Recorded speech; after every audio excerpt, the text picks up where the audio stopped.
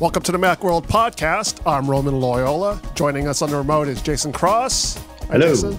In the studio with Leif Johnson. Hi. And the most important man in the room, as just proven in the past few minutes, Dan Masuoka, our producer. Good morning, everyone. Sorry we're late. We had a little bit of technical issues, and Dan was fixing them. But everything's up and running now. The other reason why he's the most important man in the room is because Dan is checking our Twitter and YouTube feeds for your comments and questions. If you guys have any thoughts about today's topics, let us know in those forums, and Dan will let us know what you guys are thinking. Today, we're going to be talking about a couple of new service programs that Apple announced on Friday. Seems like an odd day to announce late Friday. And the future of the iPhone with 5G. But first, we're going to talk about the new iPad Pro that Leif has been devoting all of his time to. So much time. His whole life has been the iPad Pro. He's working on a review for us. So he's been spending all his time with it. And I was trying to think of what's the first question I should ask Leif? And it's such a big thing that I can't even think of just one question. And it was really hard to organize it too, because you got the pencil and you got the folio and it all kind of works together. So it's like you want to mention it at one point. Yeah. So if anyone watching has any questions about the iPad Pro, if you have one and been using it, let us know what your comments and thoughts are. But Leif has been using it. So Leif, the thing about the iPad Pro is that, there has been sort of this kind of idea that tablets replace laptops, so to speak. And you have been kind of dedicating yourself to this one platform. You've been using it as much as possible. So how much closer is the iPad Pro coming to replacing a laptop? Well, see, here's the problem. I actually did, before I started working with Macworld, I used an iPad Pro as my main writing device. I had a PC that I played games on and everything like that. When it came down to write, I used my iPad. So I did that for a year and a half. So I'm actually pretty used to this. But as I say in my review, when I went back to using a MacBook, it was like somebody had given me glasses that actually worked after months of using a prescription that didn't. Everything made sense. It was just, everything was just, and that, that's the frustrations. There's no mouse or trackpad support. The file system is annoying and everything. This is a wonderful machine. It's got that A12X Bionic chip in it, which is super fast. Everything runs buttery smooth. It's bright. It's beautiful. Got a wide range of colors, but gosh, it was just I typed up my review on the iPad, but when it came to edit it, I just heck with this. I went back and started doing it on my MacBook. That gives you an idea. That's kind of the problem. When we are writers, that's what we do. It's to me, you would think it's the simplest thing that you could do with an iPad, but I'm even frustrated with that, and I think that's a problem. I think to me, part of the issue is that, like they say, there's especially for newer, younger people who do so much stuff on their phone, there's a lot you can do on the iPad, and it can kind of replace a regular computer for them for most stuff, but most stuff isn't good enough. You hit that one roadblock where somebody hands you a USB key and says, here, I put the file on this, and you're like, yes, I can't do that.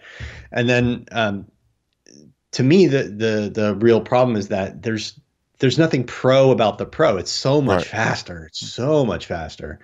But all that horsepower doesn't really help you in the sense that all of the cool computer stuff that you could do with an iPad, you can do just as well with the set $329 iPad. Yes. That'll write and browse the web and do social media stuff and all that other stuff just great. And it feels like everything you would do that really needs that awesome horsepower, and that thing is fast as hell. Yes. But everything you do that needs that horsepower are also things that are going to run into those iOS limitations. And I really just hope maybe iOS 13 just takes a couple of the limitations off, loosens the reins just a little bit, and just makes it a little easier. You got to be able to open two documents in Yes, the same exactly. program. And see, Like, that's the why thing. can't I That's open one thing two I Word wanted to docs? say is I wrote the way I usually write is I have like I use the Ulysses app. I like to have my outline on the left, and I actually write up the document on the right. And those are Right. two different documents. You can't do that on an iPad Pro. So the thing is, you have to put one in like IA Writer or something, and here's another problem I've noticed. Some apps that used to support split view no longer do it. It's like Ulysses, which is one of I've called it one of the main reasons to write on a Mac. It's so wonderful. But usually they're very quick to do it. But it doesn't seem to support split view on here. It supports it on the older iPad Pro, my first generation. But Maybe that's just an update problem Yeah, it's or an something. update issue. and that gives you an idea because IA Writer already supports it. But so Yeah. that gives you an idea. But that's the thing. Here's people who are famed for working with Apple. So Exactly. they're a little behind. So imagine all the people that aren't, that just kind of like put it on there. I remember waiting for like a year and a half for Google to put make split view where it worked with Google Docs, and I used to work on Google Docs a lot, and that because as a freelancer that was basically the industry standard, and it was annoying. So Things like if I want to have two email compose windows open, like I do that all the time. I'm halfway into writing an email. I'm going to finish that in a bit. I need to fire off an email to this person or something. You can't do that. You got one compose window. You have your list of emails until you finish writing and send that email. That's it. So that sort of thing. A lot of people talk about this as power user edge case stuff, but everybody has edge case stuff. Right. My sister's a high school teacher, and the teacher portal stuff that she does, she can't go to it on an iPad because it thinks you're on a mobile browser. Right. And it's like, no, you need to go here, and you can request the desktop site and all this stuff. There's just no reason at all for Safari and an iPad to not just give you the desktop site all the time. Right. That should just be the default. And give you an idea of another problem. These are all things that we've been familiar with for a while, but here's some problems because Photoshop is going to be coming to the iPad next year, which is wonderful and everything. But here's a problem: when you take an external storage device like an SD card or something, like a bigger thing, you plug it in here into the USB-C. It now supports USB-C. That technically gives you a lot more options. But the first thing it asks, the only thing it asks really, is if you want to import the photos on it into your photo stream. That is basically all you can do to it. There's none of this, I want to open this directly in Photoshop or something. Who knows? Maybe that will change, but I have a feeling you're going to be working with Adobe Creative Cloud for that. So at least there's that. And you're using it still stores all the information for every app with those apps. So you can import it all into Photos, and Photos supports RAW, and then you can go into Lightroom or Photoshop and import your photos into there. But now you have two copies of all your photos essentially on your iPad, and it's taking up all that space. And then you have to go delete them all from Photos, and and keep in mind, it starts at 64 gigabytes. This is my restored iPad. This is restored from my old iPad. This is 1 terabyte on it, but I am currently using 56 gigabytes, and that gives you an idea of how tight that storage is. And once you start working with RAW files, a lot of them, that's going to fill up really quickly. And so this is the LTE 12.9 inch, 1 terabyte. This it's quite expensive. That's the big dog. This is the big one. So this device I'm using right now, $18.99. That's how much you would pay for that, and that's not even counting the $129 Apple Pencil, the $199 Folio keyboard. So that's a lot of money right there. And if you're going to pay for an 11-inch, $949 if you want to get 256 gigs, which I highly recommend that you do, because if you're going to use this as a pro machine, 64 is just not enough, especially if you want to do photo work and video. Yeah, and you want it to last a long time. I mean, that is the good thing about that A12X being so ridiculously fast and way more powerful than you need for anything you can do on an iPad today, is that, it's going to be like when I got my iPad Air 2, it was the same situation. That was a huge leap, and I had that thing for so many years and used it for so many years. And this is, you could buy this and know that when iOS 16 rolls around, it's still going to be supported and you're still going to run well. So, I mean, that's the good news. And you would hate to have it be that I'm just out of storage. My the machine runs fine. It's just out of storage. You really want to plan for the future if you're buying one of these things. And get the extra storage. Maybe not a terabyte. That's a big price jump. That's a lot. You're going to have to be working with a lot. But yeah, of get at least that 256. Yes. And but yeah, it is overkill. This whole machine is overkill, and this is not the one that most people will be getting.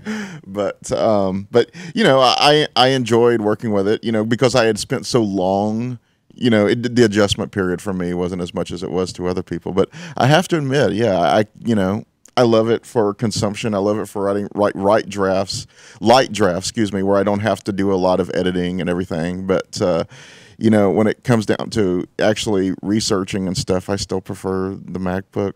And it's so close to being something wonderful, something that could replace that. And but it's not quite there yet. But a lot of you know that I love the Apple Pencil and stuff, and I love the original model. But I will say that this is vastly improved. This I am actually amazed at how much they improved this. I would say that the Pencil saw, as far as a percentage, more improvements than the actual iPad. And everybody used to make fun of it. You used to jam it in here. That was the way you charge it and stuff. No, look at this. You just that's it, and boom, it immediately pairs. You see how much battery life it has left in there. There's no cap to lose. It's a little bit shorter, but because I love the balance of the last one, it's a little weightier now. I have a feeling because of the magnets, and they managed to maintain much the same balance as the original one had. Yeah, I like the feel of that one actually a lot more. I like it. I thought the big one felt almost a little too toy-like. It was too big. It was too round. Too slippery. A little bit of the flat edge, and slippery and glossy. This one feels the matte finish is way better. The flat edge there, which is to keep it from rolling and stuff, but it gives it a nice feel in your hand. Yeah, I think it's a big improvement. And some of the artists I talked about, wish that it had buttons, but a nice, elegant thing that they did now, if you just tap this twice, and it'll switch between erasing or drawing modes, and eventually you'll be able to customize that. I haven't seen an example of an app do it, but it works in like Notability as well as Apple's Notepad app. And so it's nice. That's a quick way of doing it as opposed to having to, jot up here to switch to settings or something. And the problem is that I have like a habit of doing this a lot when I'm thinking, when I'm writing with a hand, so I find myself you're switching things all the time. Yeah, so I find myself doing it on accident. So there is that, but that's actually not much of a complication, and so I definitely admire that. The other one, what's that? Do you personally find a lot of use for cellular on an iPad? Well, now that I live in San Francisco, I do not. But when I lived out in the country, I lived out. By the way, I used to live out in the middle of nowhere in Texas, like really out in the middle of nowhere. And often our Verizon cell service was better than the home internet that I could get. And so when I needed a powerful connection, I could do that. And Verizon has wonderful service, so I could do it. So in the previous iPad, that was the reason I bought it. By the way, is believe it or not, so I would always have connection. So I could write and work. And in that type of environment, if you're not going to be near the city or something like that, it worked fine. These days, I actually disabled it. That shows how little I need it. I actually disabled it on my old iPad. These days, I typically just use a hotspot on my phone and then tether the iPad to that when I need it. And in San Francisco, you can almost always find a Wi-Fi connection, especially since I have Xfinity, and they have all the ports around the city. Right. So yeah, it depends on where you are. If you're in a place where you know that Wi-Fi isn't going to be working, or I found it extremely useful. But here, no, it's and especially if you're traveling or something, it's the other nice thing about this is it sits nice, in an airplane seat. And give you an idea, the magnets that are used, I think there's 102 magnets around this thing. They not only, allow you to charge the pencil, but, this thing isn't going anywhere. And so the magnets also apply to that with the Smart Folio keyboard. The thing is, you can't do that cool flipping stuff with the Smart Folio. You can't. Magnet stick. Yes, exactly. So see, this is the problem. That's how hard it is to pull this apart. And when you fold it back, these are back here. So that's one annoying thing. Fortunately, the keys are disabled when they're like this, so that's a nice touch. But typically, when I wanted to use it as an actual tablet, I just take it off. And real quick. Yes. What cool thing that you could flip around? I'm going to say nothing with a keyboard on a an iPad would be considered a cool move. Well, I mean, on the old iPad Folio keyboard, which Yeah. didn't put the keys on the back, it flipped up and back this way. Yes. You could just pick it. You could just pick it up and kind of flip it around, and it did this kind of little double hinge flip. remember the and What's a snap. Computer commercial? I'm gonna say it's about as cool as a yo-yo. Well, Cool. remember, because that Okay. girl did something really cool when she closed up the origami fold on it, and everybody has tried to mimic that, what that little girl did in the What's a Computer commercial, and nobody can do it. Hope no yo-yo fans out there. Real quick, there are a bunch of comments on Twitter Okay. that I'm finally catching up on after all the computer issues, and that is that they want the iPad to do something different Yes. than the phone. And that would require, some kind of branch of the OS. Do you think there would ever be two versions, or some kind of different between mobile and? I mean, you already got split view. There's that. That's the Yeah, I difference. think they're going to keep going down that path. It's always going to call it iOS, but they're just going to keep going like these are iPad features, like split view, Yeah. and these are phone features that aren't. And the picture-in-picture stuff and all that other stuff they did, on iPad.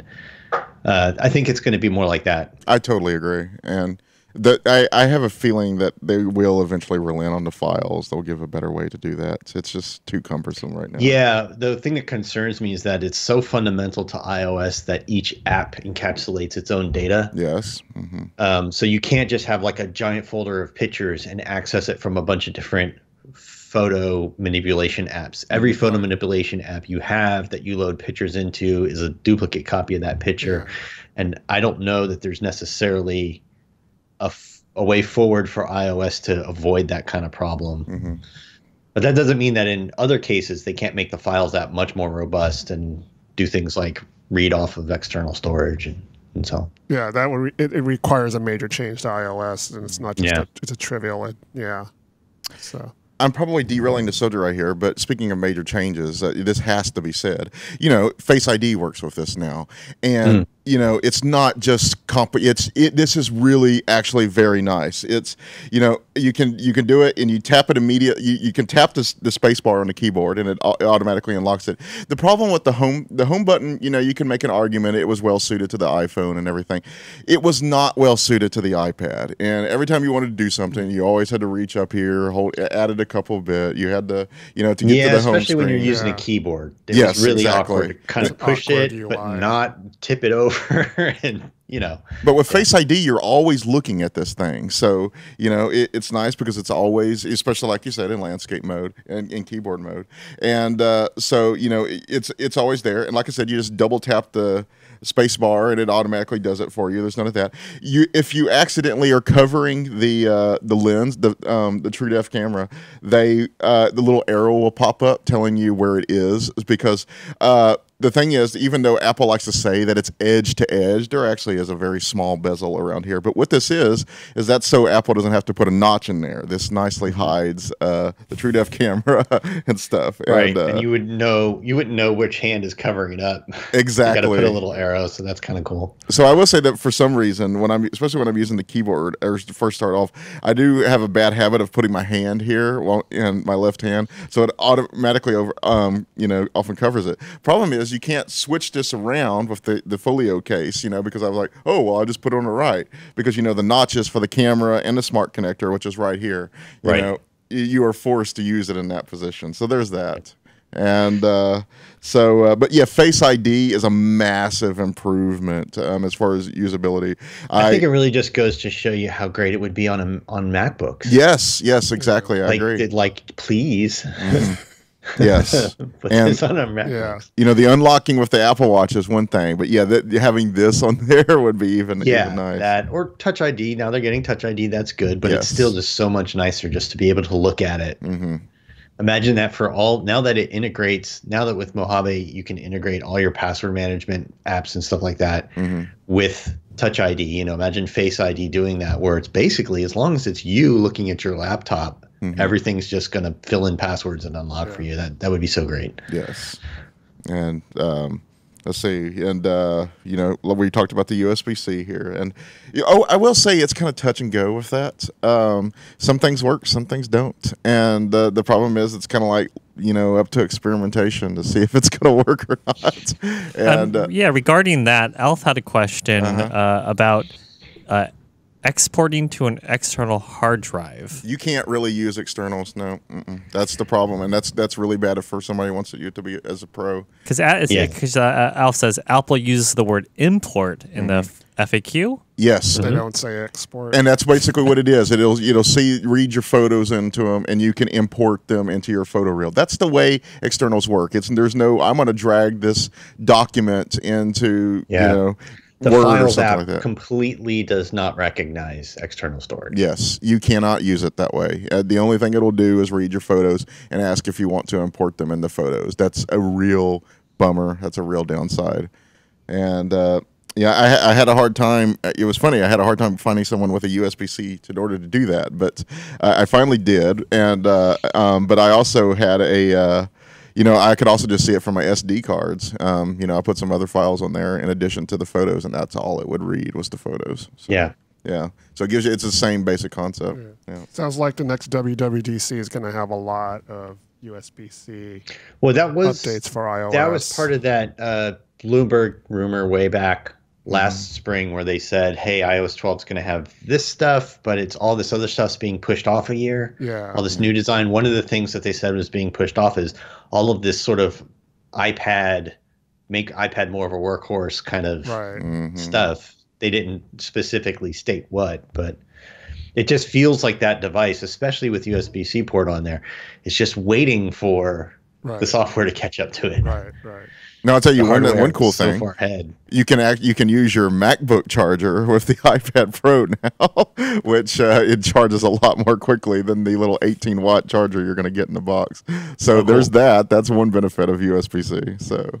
And there's this larger question that Cruz and Reed has on YouTube, and that's about kind of these product cycles and how, there's these big gaps where Apple is basically selling, not a great product for years on end, like the Mac Mini is probably a good example. So like, what does that mean for, expectations on in between cycles? Like, with the iPhone, you're going to get a new one every year, right? Yeah. But with, when is the next, iPad Pro going to come out? Or when, do you buy it now? And if you're not, then you're not going to probably buy it for 5 years? Yeah, that's a good question. The Macs suffer more from that. Like, it just gets little incremental updates for a really long time and no major updates. Whereas the iPhone, it's kind of every other year-ish. It gets a real substantial change. And the iPad's kind of in between that. They're going to get better every year. I'm sure there'll be an iPad Pro next year, and I'm sure it's going to have an A13. It's going to be faster. But I think this design is going to be with us for a while. Yeah, this is the biggest shift since the iPad 2. So, we've changed ports and stuff, but as far as the physical look of it and everything, this is the iPad Air or whatever was the last big. And so I think, you're in terms of that, this is such a leap in performance, and this is kind of the new design. And it's got Face ID and stuff, which is where Apple's taking everything. I think this is the safest place to jump in. You're not going to be like, oh, I bought one, and just in 2 years you're going to be like, oh, they totally changed the iPad. Now I'm ruined. I think next year, Jason kind of already said this.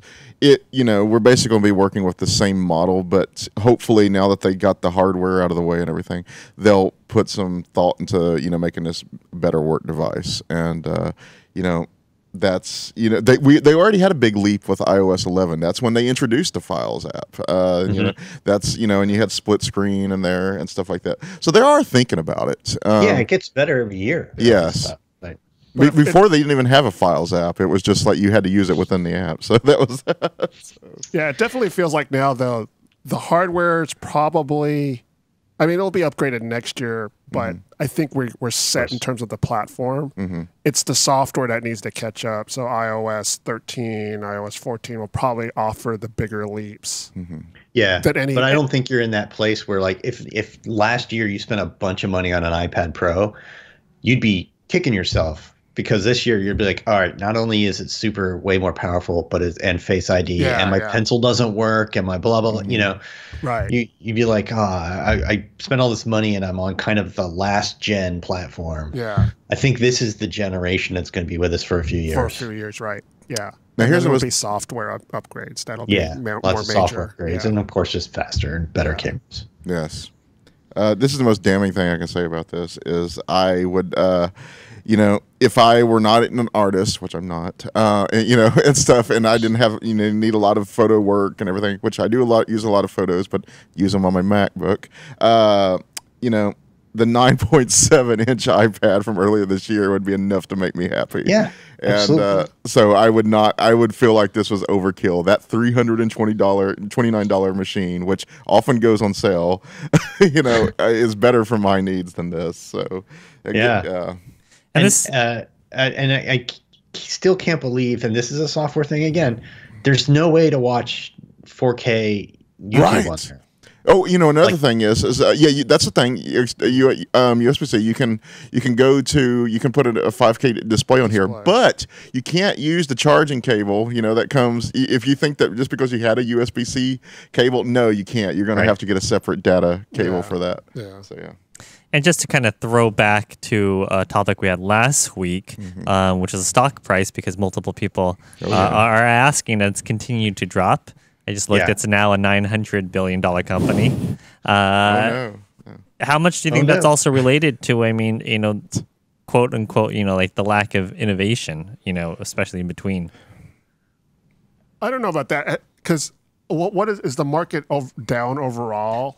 The market is down, but the market is down overall. Apple did bring it down a lot. There's worried about. No, they didn't. It's chicken and egg kind of thing. They don't. Just Apple alone doesn't move the whole market that way. But there's worries about tariffs and stuff like that have gotten people nervous. And there's just been predictions about it's not so much about innovation as far as the stock price is concerned. But it's sales. more about like analyst predictions about sales, which are often wildly wrong. They're often wrong. And then the Apple comes out with a quarterly report and tells you that they made all the money in the world, and it goes back up. Also, the analysts were really upset that Apple's no longer going to tell people how many iPhones they sold. And that kind of made everybody get nervous, and the stock went down. Well, it makes me worried because, you know, people are going to start thinking that these analysts are right when we've been able to show in the past that they've been wrong. But they were like, you know, Apple sold this many phones. You have like no evidence for that. And that's what Tim Cook has always been saying. And I'm on his side on that one. And but now, you know, they're going to, you know, seemingly have more credibility because they're at least going to be throwing out numbers out there and people are going to believe them because there's nothing else to go off of. Yeah, there's nothing else to go on until you get places like IDC that try to look at actual past sales data, you know, which is they're filling in a lot of blanks too. You know, that's tough. So I can't remember. I get the point. I can't remember if it was this week or last week where one of the key suppliers kind of cut their forecast down. Yes. For demand too. That was they did that last year with the iPhone 10, and then the iPhone 10 was the highest selling iPhone of all time. You know, like it was not. These things happen, and everybody freaks out and gets nervous and reads too much into it. But that could mean as much as, well, Apple bought too many of them the previous quarter of that part. You know, it's not necessarily indicative of like everything's going to hell. Certainly, though, Apple is gearing up for the ability to just get a higher average sale price out of a shrinking number of new iPhones sold. Yes. And growing services like crazy. I mean, once they launch their streaming, their Netflix-like streaming TV shows thing, I mean, that's going to be billions of dollars a year right there. So potentially. And just one last thing about the whole innovation thing. Yeah. Apple, as someone who's sort of covered Apple for over 20 years now, that whole Apple doesn't innovate thing has been around for that long. Yeah, sure. And okay, it's true in certain extents, but no, I mean, it's true that it's been around that long. Right, it's true. But you know, Apple's a $900 billion company. So that, I mean, whenever somebody says to me, Apple doesn't innovate anymore, I just say, Apple was the first $1 trillion company. And But now do it's a they? $9 billion. It's like It's just like, it's Some of that it's, comes down to what you consider innovation. Like, Right. Apple rarely invents something totally new that no one's ever done before. Yeah. What they usually do is make it better. good enough and reliable enough and broadly deployed enough, mass manufacturable enough to reach everyone. Yeah. They weren't the first. I mean, Touch ID blew up fingerprints sensors on phones and became the thing for that. But they weren't the first person to put a fingerprint sensor on a phone. Well, I think And people it's like that with a lot of things. Well, I think people have some of the people who offer that argument even have bigger expectation. They're like, well, where's the next iPhone? And I'm just kind of like, you know how many iPhones happen, Right. period? Yeah. It's just kind of like, Much less from the same company. Right. Like, where's the next? Yeah. so Where's the next thing that changes the entire world of computing for the next generation? Where is it? Where is it? right. Where is it? Come on. And see, this doesn't do this, but this is innovation in itself. This thing doesn't have any fans. It doesn't have, Yeah. it's ridiculously thin. But look how powerful it is. And that's innovation. I mean, so, it doesn't rewire my understanding of the There's world. been fanless Right. tablets and powerful tablets and stuff like that. But, again, Apple just puts it all together. They put it in a nice package. They put it in something everyone can use and buy. It's. And what I'm really the referring to is that the invention whole versus package innovation. is really amazing. It's not just one thing or the other. It's Exactly. yeah. Yeah. No, I appreciate that people set the bar high for Apple. That's Yeah. good. And Apple has the only reason people stick to that train of thought is because Apple has been successful at that. They have And it's deserved. If Right, they're going right. to charge that much money for everything they do, it better be great. Right. Like, yeah. Yeah.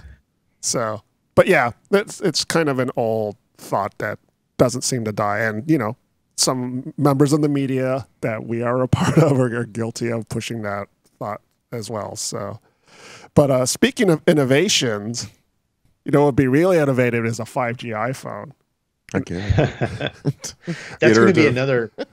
that's another perfect example of something where they will not be first Right. at all. Yes.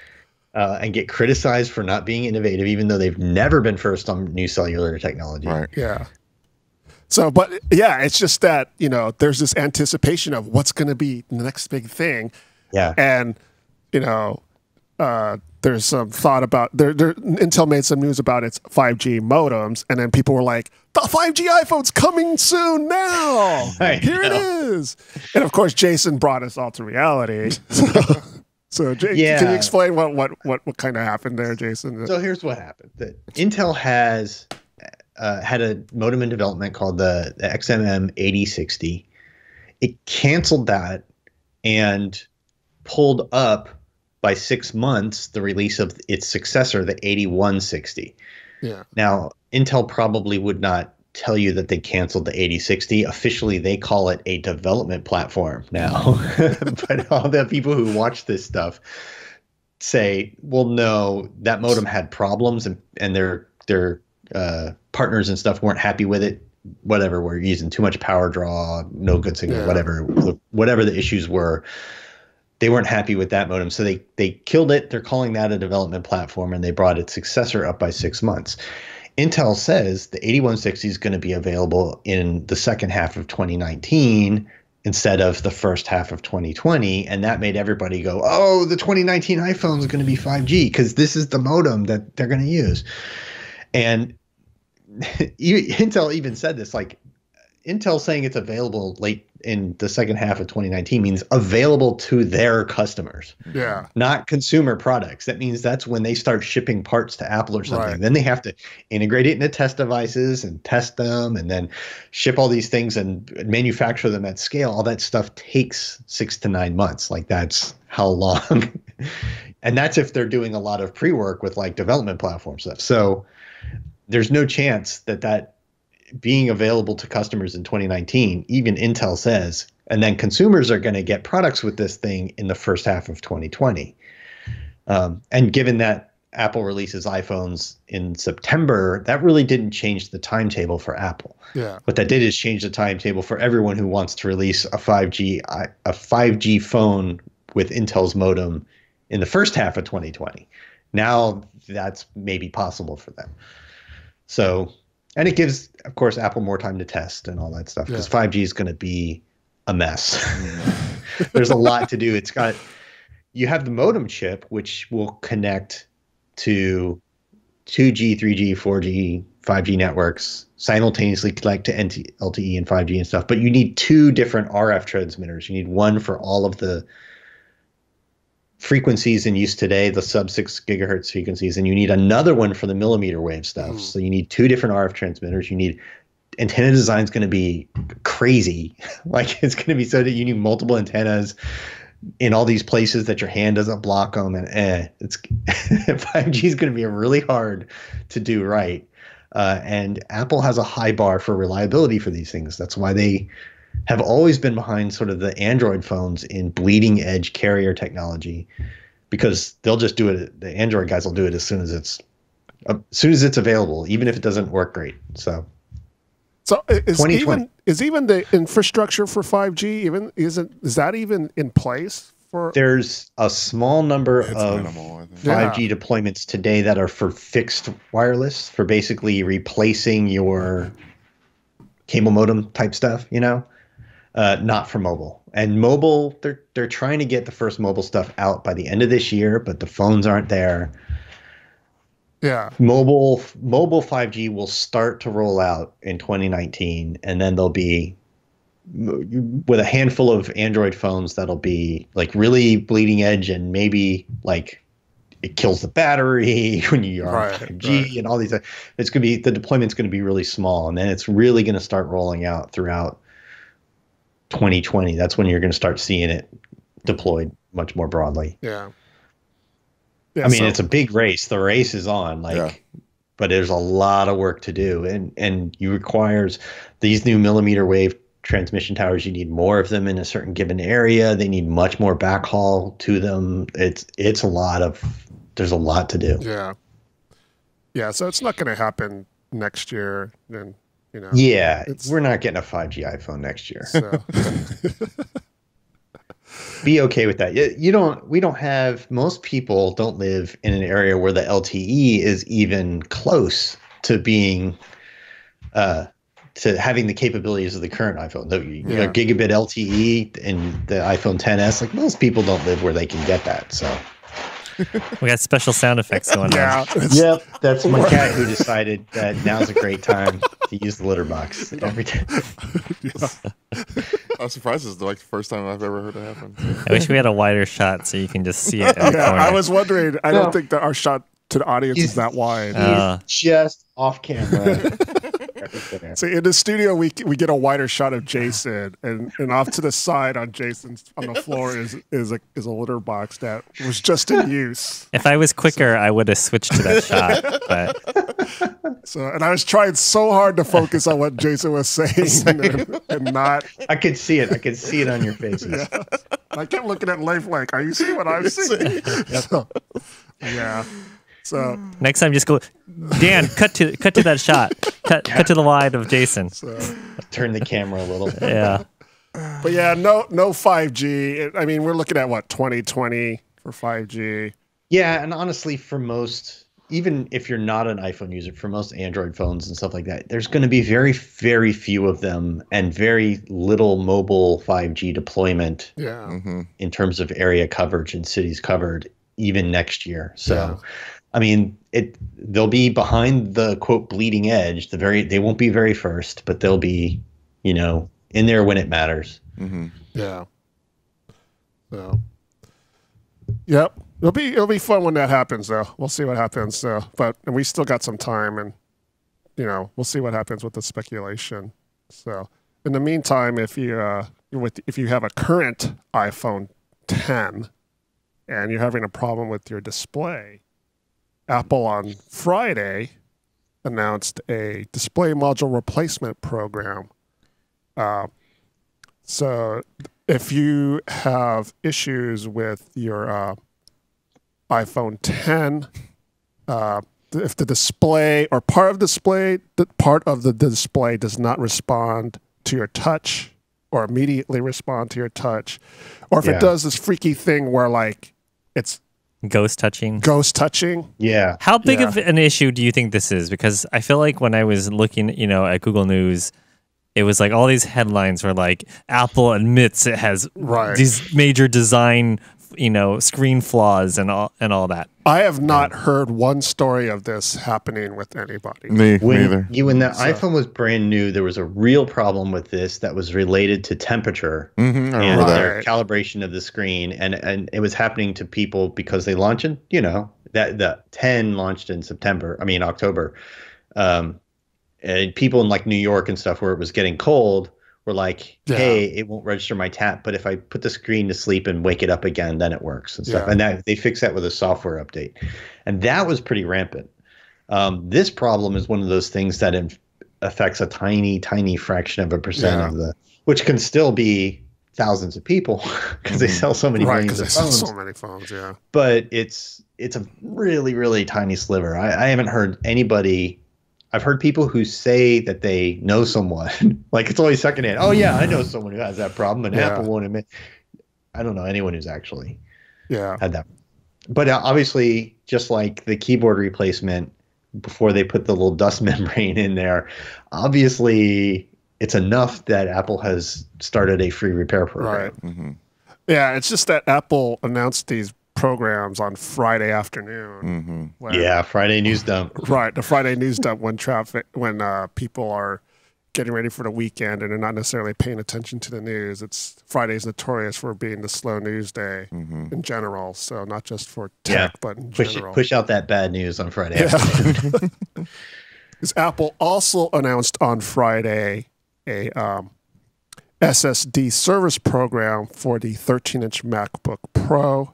I didn't even know that there was a problem with the SSDs on this particular Yeah, that MacBook. was the first I'd heard of it. The first I had ever heard of it. So they say it affects a, quote, limited number of people, which is, I think, the standard thing that they always say. Yeah. And they, Anything less than 100% is a limited number. right. So- Technically correct. And they don't actually say what the issue is. They just say that the issue may result in data loss and failure of the drive. Oof. So, which is not good. So if you have, now I don't remember if they say if there's a particular year model that they're addressing, or it's just the That 13-inch. wasn't that one just on the non-touch bar MacBook Pros? Yes, Am I you're remembering right. that correctly? Yes, it is the non-touch bar MacBook Right. Pro. Yes. So, okay, units affected between June 17th and June 2017 and June 2018. Yeah. So, So it's the 2017 update to the non-touch bar MacBook Pro. right. Some people, if you have a SSD problem, Yeah. you can get it fixed for free. So yeah, you can go get it fixed. Yeah. This is an issue that I did not know I didn't know about it. it was a problem, so I hadn't heard anything about it. So, but if you have this issue, go to your Apple Store and have it checked out and get a new drive for free. So I feel like if anything ever goes wrong, it's like try to take it in and see if they'll fix it for free. Right. sometimes sometimes you'll run into that Apple genius will be like, yeah, we'll just take care of this. Yeah, it's not supposed to do that. Yeah. Years ago, I was lucky, and they just gave me a whole new MacBook. It was like late 2000s, but yeah. So. Yeah. So, news that happened today, Apple announced Apple now has available the Vega upgrade, Vega graphics upgrade for the 15-inch MacBook Pro, the high end, which I think is at the 27. Is it $27.99? I don't remember the price. Yeah, I don't remember. It's the very high end 15-inch MacBook Pro. I think it's an extra $200 for Vega 16 and $300 for a Vega 20. something like that. Yeah. I'd love like to see that. how that runs games. Yeah. So that Yeah. became available today. So if you've been waiting for that, or you're planning to buy the high-end MacBook Pro, those are definitely upgrades you want to consider. Yeah, it's only as the build to order. I don't think there's any Right. standard config that you could just walk into the store and get Yeah. with that right now. So Maybe we should do some last minute benchmarks on the one we have and see if we can swap it out with them and then see how much. Because, I mean, when I was doing Premiere stuff on it, I feel like the big drawback is that the GPU is underpowered. Yeah. Yeah, we're asking. We're gonna see if we can do that. We'll see if we can get one. compare. It's already in the works. So, So, well, we'll keep you guys updated see if we can get one in and let you know what the results are. We'd like to give it a test. So, but yeah, I think that just about does it for this week's episode. Update to the giveaway? Oh, very nice. Yeah. We need to I closed my iPad. I should just turn that into shtick. sign so we don't forget these things. So had we've it in been big doing a giveaway of a Razer Core X eGPU. We've been taking names. People can enter the Over entry. 8,000. We've been taking names, and it sounds like you're punishing people. You were able to enter for the past couple weeks. Entries closed on Monday. And Life, can you tell us a little bit more about the Core X eGPU? Yeah, the Core X eGPU is made by Razer. It's a very bare bones eGPU, but that's nice because that's all you need it for, and it's really easy. It's like it almost kind of reminds me of like the ghost containment unit in Ghostbusters. You just pull that out, and you put the card in there, you slip it back in, you plug it into your MacBook, and it works immediately. And if you put something like a high-end Vega in there, you can get a lot more performance out of what you're going to get in like a normal off-the-shelf MacBook Pro, and that includes the new models. And so it's really good for that. It's for some reason it doesn't really work with video rendering as well as, and that surprises a lot of people. But the Blackmagic one renderer, program works, but the best gain I've seen with it was games and stuff. So that's a nice thing about it. But you threw that in. We have the card. We have a Radeon. I believe it's a X580, and then we have an Atheros wireless mouse. And so all in all, that's about $700 worth of stuff right there. Yeah. So, and the lucky winner of that The lucky winner is, would you like to have the honors of that would be Gregory from South Carolina. Woo! Congratulations. And so you get all that, and we'll send it your way. It's a pretty big box, just a warning. So yeah, we'll be in touch via the email that you submitted when you entered. And I will be happy to have it out from under my desk. It's been sitting there for a while. And we had other giveaways come up, and we were like, we'll do the eGPU. So eventually. And we've got more good ones in the works. So. Yes, we've got more giveaways in the works. We got one coming up, I believe, after Thanksgiving. You'll like this one. Yes, you'll like this the giveaway coming up. So stay tuned to our website. Tune into the podcast. Still finalizing the details. Yes, we're still finalizing the details. I think we don't want to start it before Thanksgiving to mess up over the Thanksgiving break. So we're gonna probably start that right after Thanksgiving break. Yeah. So, but follow Macworld on Twitter because it's always posted there. Yes. And check out Macworld.com. Yes. Facebook. So yeah, congratulations, Gregory. Congratulations, it's a good machine. Gregory. Hope you have fun with the eGPU. Yeah, send us a picture when you once you get it get it set up. So tweet at us or a picture or something.